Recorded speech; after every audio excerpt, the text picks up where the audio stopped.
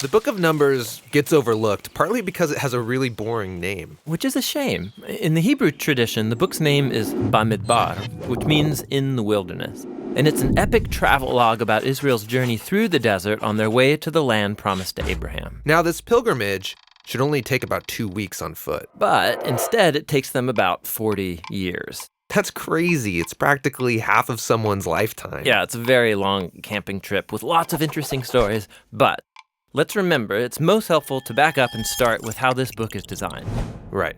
So the book is broken up into 5 sections. There are 3 wilderness locations, broken up by 2 road trips that link all the pieces together. The first wilderness section is Mount Sinai, right here on the map. And then in the second section, they travel to a region called Paran. A whole bunch of things happen here in the wilderness of Paran. And then in this 4th section is Israel's road trip to Moab. The book ends with a large section in the wilderness of Moab, right across the Jordan River from the Promised Land. Now, through all of these sections, the storyline just flows like a gripping dramatic movie. Everything starts great, but then the trip goes horribly wrong, and it all ends with the final redemptive moment, the surprising act of God's grace.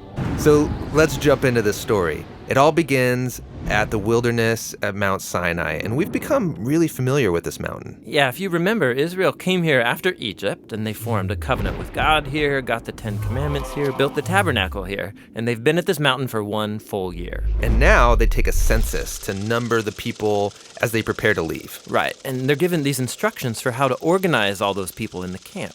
God's presence in the tabernacle, and then the tribe of Levi and the priests around it, and then the rest of the tribes around them. And this pattern, it's this visual symbol for how God's holiness is at the center of their existence as a people. And they're told that when the cloud of God's presence moves, they're to pack up and travel with it. Yeah, the Ark of the Covenant is carried by the Levites out in front, and then the tribe of Judah, and on and on. And this order is also a symbol for how God's holy presence is their leader and guide through the wilderness.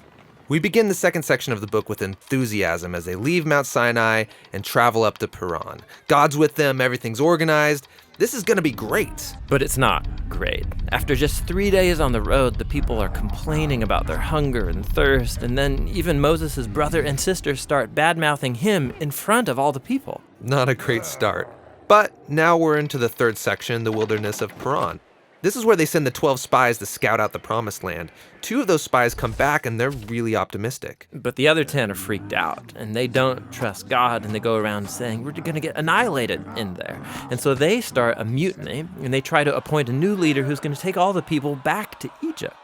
And so basically, they are refusing to go into the Promised Land, and God honors their choice. He says that this generation is going to wander for 40 years and die in the wilderness, and only their kids will get to enter the Promised Land. You know, this story here gets brought up many times in the Bible by different authors. Yeah, and it always serves as a reminder that while God remains faithful to his people and his promises, he will honor their choices. He'll let them waste their whole lives if they choose to live in rebellion. Okay, so the trip's been a disaster so far. And it gets worse here in this 4th section as they're traveling to Moab. Even Moses has a moment of rebellion and is disqualified from entering the Promised Land. Then there's another rebellion among the people that results in this snake attack. And what makes all these rebellions even worse is that every step of the way, God has been providing. He's been offering forgiveness. He's been giving them food and water and this crazy stuff called manna. Yeah, what is that stuff? Yeah, no idea. But in spite of all this, they keep complaining, and they say that they wish they had died in slavery in Egypt. If I was God, I would just give up on these guys. You would think. But that's what makes this story in the final section so surprising. Israel has just arrived in Moab, and the king of Moab, he's freaked out that this huge group of people is traveling through his land. So he hires this pagan sorcerer named Balaam to pronounce curses on them. This guy means business. Yeah, and so Balaam, he says, okay, I'm going to pray to the Hebrew God, and let's see what happens. And 3 different times he attempts to curse them, but each time he finds that he can utter only blessing.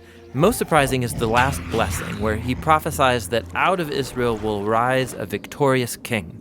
And this king is somehow going to be connected to God's promise to Abraham to bless all nations through this family.